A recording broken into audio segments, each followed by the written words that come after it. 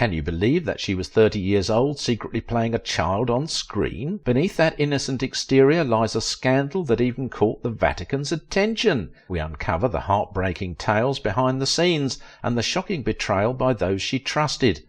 Ever wondered why the Catholic Church stepped in? And those predator directors, what's their role in this tangled narrative? If there is a beloved talent whose name almost everyone would remember, but very few know about, it is the cute, legendary child star, Shirley Temple. For a reason, her early fame remained quiet, despite extraordinary success in the entertainment scene. She may have been the darling of her era with her fascinating performances, but her real life within the period is one of those sad tales that no one wants to remember, except in rumours. Funny and extremely hilarious, how Shirley Temple's advanced talents and exceptional success led to rumours she was not a child. Popularity could fade, but extreme popularity has a way of remaining evergreen despite several efforts to vanish it. A clear case of beautiful Shirley Temple. Whether you're thinking of her as the bright-eyed child superstar or the recent but terrible backstory about her career, none would make her less of a talent in the history of Hollywood entertainment.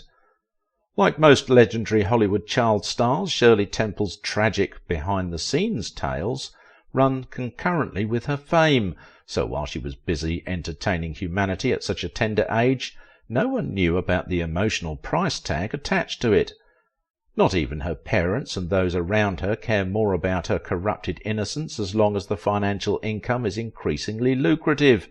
Perhaps the reason I will agree with those who said Temple is a model of child star resilience.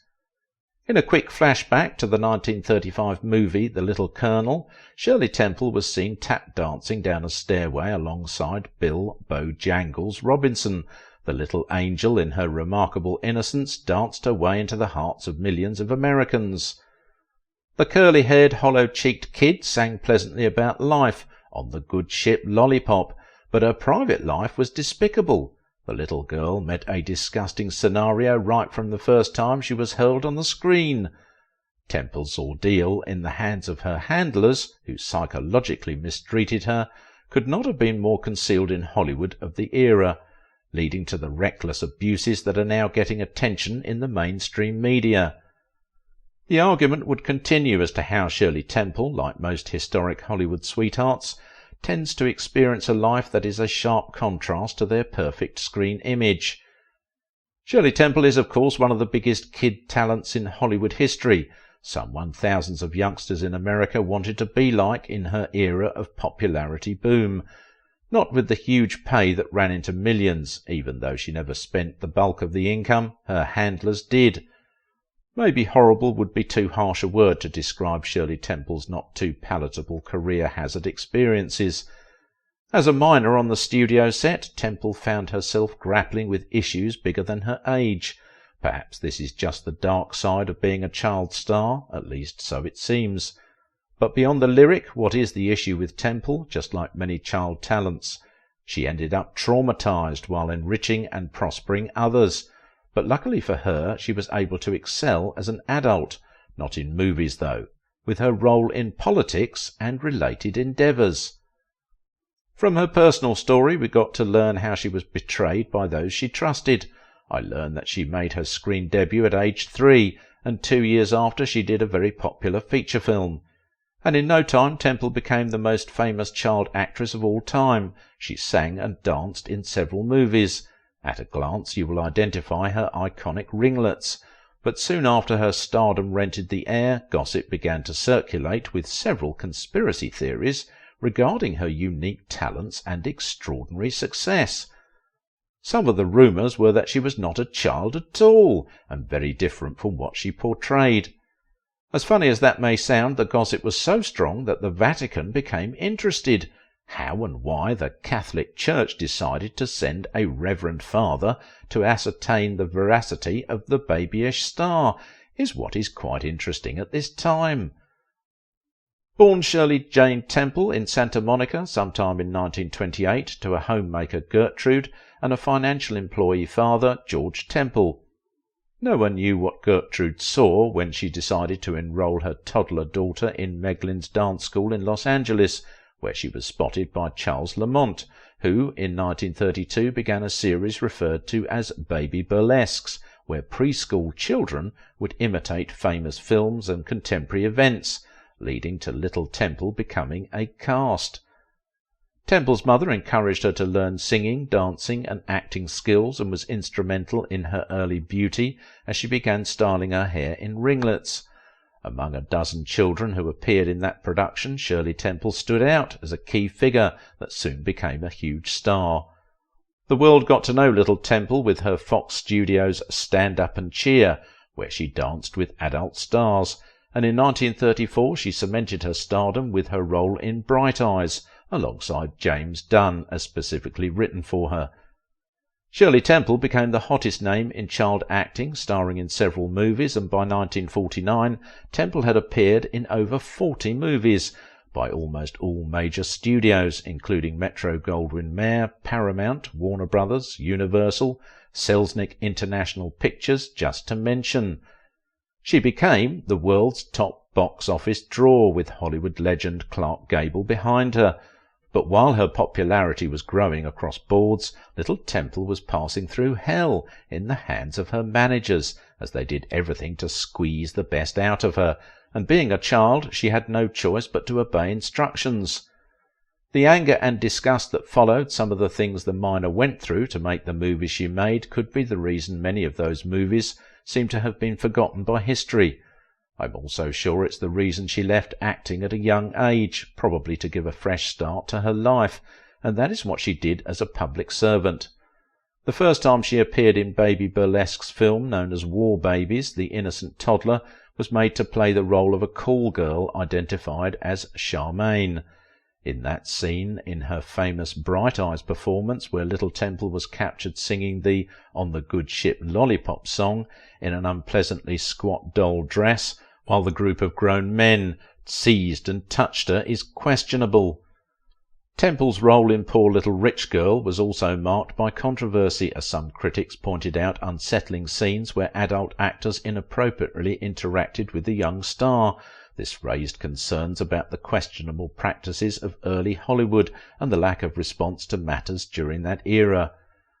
Perhaps the presence of Shirley Temple in films attracted individuals with inappropriate intentions, indulging in their disturbing desires by merely attending the movie theatre.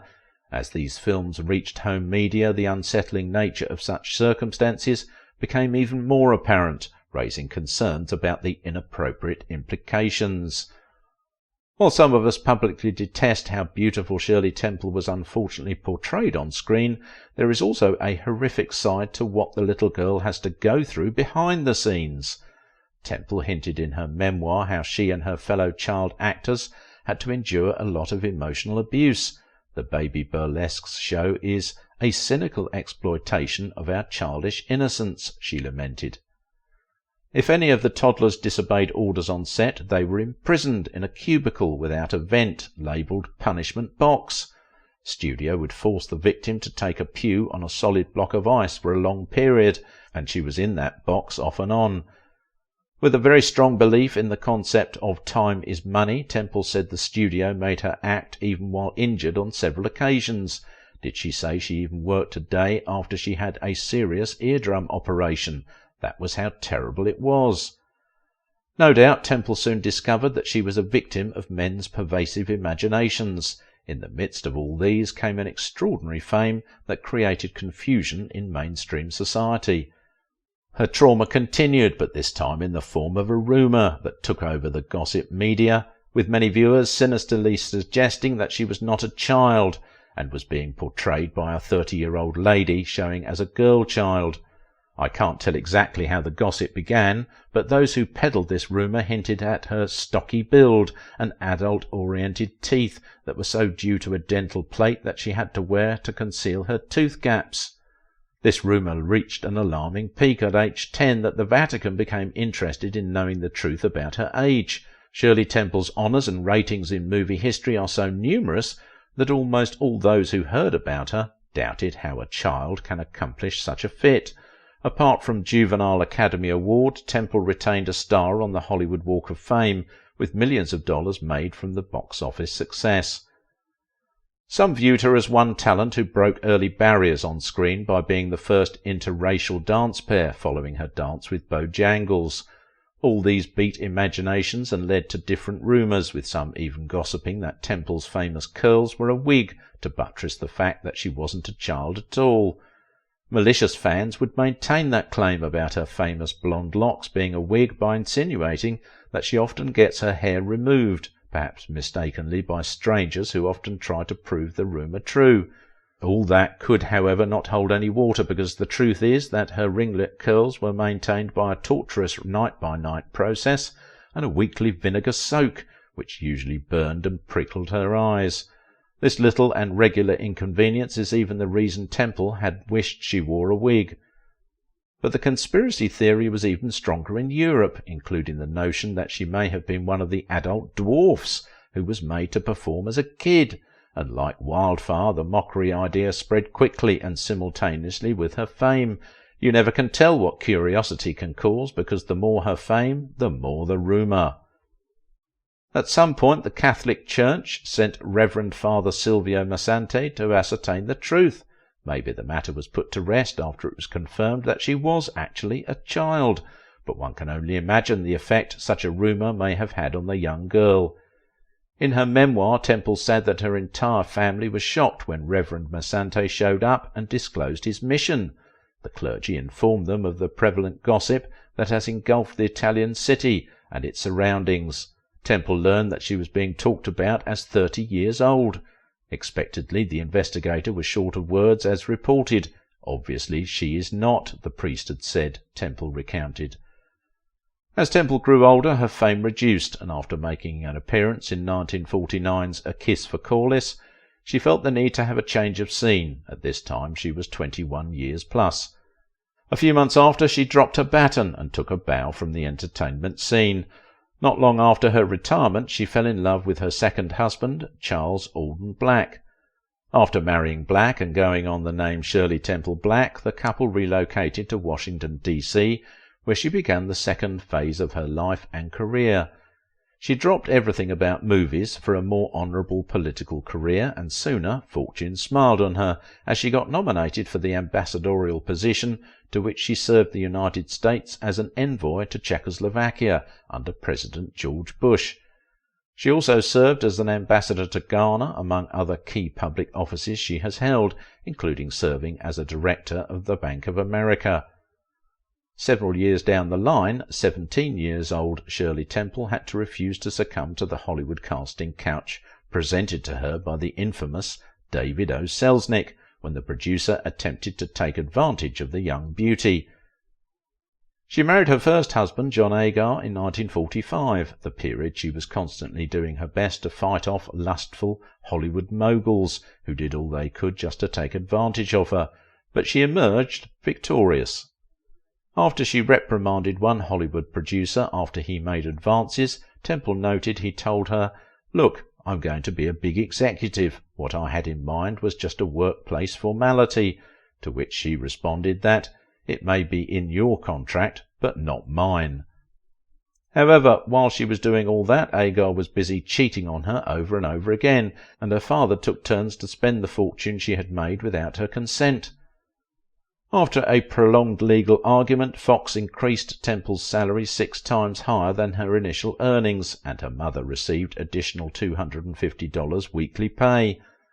For every film, the youngster is expected to have a $15,000 bonus put in a trust fund for her, and the fee soon became $35,000.